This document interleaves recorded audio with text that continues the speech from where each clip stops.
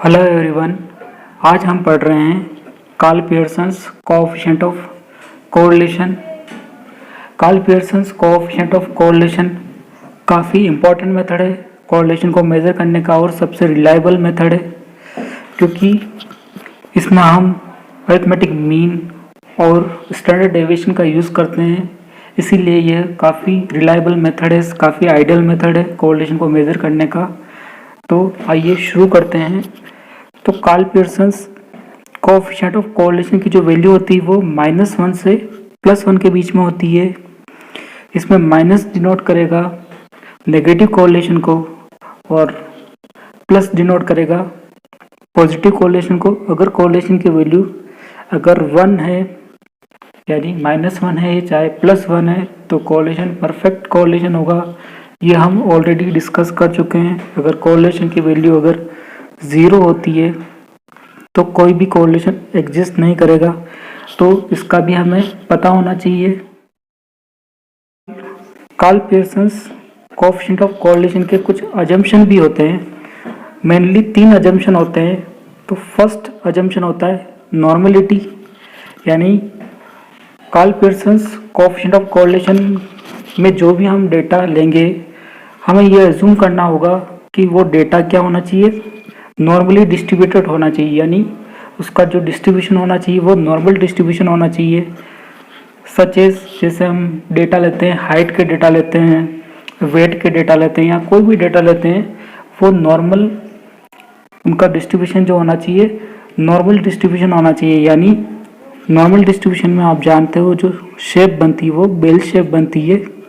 तो जो डेटा होना चाहिए वो नॉर्मल डिस्ट्रीब्यूटेड होना चाहिए। इसके बाद जो वेरिएबल जिन वेरिएबल में हम कोरिलेशन निकाल रहे हैं वो उन वेरिएबल में क्या होनी चाहिए, कैजुअल रिलेशनशिप होनी चाहिए। कैजुअल रिलेशनशिप से मीन्स कि उन दोनों वेरिएबल में कॉज एंड इफेक्ट रिलेशनशिप होनी चाहिए। यानी कि ऐसा नहीं होना चाहिए कि वो जो 2 वेरिएबल आपने इस तरह के ले लिए जिनमें कोई संबंध ही नहीं है, कोई कोरिलेशन ही नहीं है, उनमें कॉज एंड इफेक्ट रिलेशनशिप ही नहीं है। जैसे अगर फॉर एग्जांपल मैं लेता हूँ कि किसी कॉलेज की हाइट और स्टूडेंट की परफॉर्मेंस, तो ये दोनों वेरिएबल है कॉलेज की हाइट का और स्टूडेंट की परफॉर्मेंस एंड एग्जामिनेशन का कोई संबंध कॉज एंड इफेक्ट रिलेशनशिप होती ही नहीं है। तो इस तरह के वेरिएबल लेने से कोई मतलब नहीं है। यानी उन वेरिएबल में क्या होनी चाहिए, कॉज एंड इफेक्ट रिलेशनशिप होनी चाहिए, कैजुअल रिलेशनशिप होनी चाहिए, तभी कोरिलेशन को निकालने का मीन्स बनेगा आपके लिए, वरना कोरिलेशन निकालने का कोई फ़ायदा नहीं है, कोई बेनिफिट नहीं है। इसके अलावा थर्ड अजम्पशन होता है linear relationship. Linear relationship means होता है रेट ऑफ चेंज जो होना चाहिए कांस्टेंट रेट से होना चाहिए। अगर उनमें लीनियर रिलेशनशिप अगर है तो Karl Pearson's coefficient of correlation हम उनमें निकाल सकते हैं। तो आइए हम Karl Pearson's coefficient of correlation के मेथड्स डिस्कस करते हैं। अब हम पढ़ते हैं Karl Pearson's coefficient of correlation को कैलकुलेट करने के लिए मेनली 3 मेथड होते हैं। फर्स्ट होता है ओरिजिनल फॉर्मूला मेथड और डायरेक्ट मेथड, सेकंड होता है शॉर्टकट मेथड और थर्ड होता है प्रोडक्ट मोमेंट मेथड। तो हम इन तीनों मेथड को 1 बाय 1 डिस्कस करते हैं, इनके फॉर्मूलाइज के कैसे इनको कैलकुलेट किया जाएगा। तो फर्स्ट मेथड होता है ओरिजिनल फॉर्मूला मेथड या direct method. Original formula method का जो फॉर्मूला होता है R = summation dx into dy upon n standard deviation of x standard deviation of y। तो ये फॉर्मूला जो होता है ओरिजिनल फॉर्मूला मेथड का जो फॉर्मूला होता है वो ये वाला होता है। इसके अलावा इस मेथड को और इस फॉर्मूले को और ज़्यादा सोल्व करने पर जो फाइनली जो फॉर्मूला आता है वो आता है R = summation dx into dy upon under root summation dx square into summation dy square. तो ये जो मेथड होता है ये डायरेक्ट मेथड का फॉर्मूला होता है। ये जो फॉर्मूला होता है इसको हम डायरेक्ट मेथड का फॉर्मूला भी कह सकते हैं।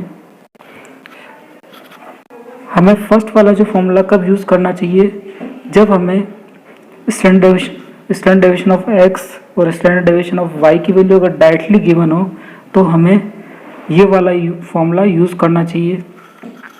और जब हमें अगर हमारा मीन जो है वो एक एग्जैक्ट नंबर आ रहा हो, यानी वो पॉइंट्स वगैरह में नहीं आ रहा हो, तो उस केस में हमें जो यूज़ करना चाहिए वो डायरेक्ट मेथड का फॉर्मूला करना चाहिए, जिससे हमारी कैलकुलेशन क्या हो जाए, इजी हो जाए और इजीली हम कोरिलेशन को निकाल सकते हैं।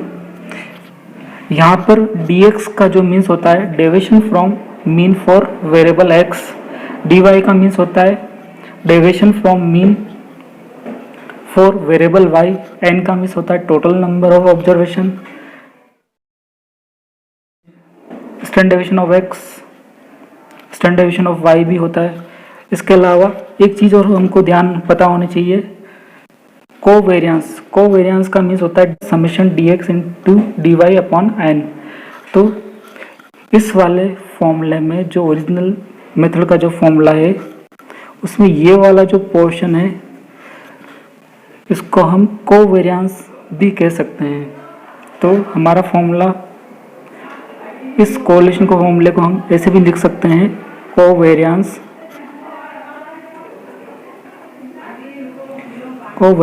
Upon covariance of x and y upon standard deviation of x, standard deviation of Y.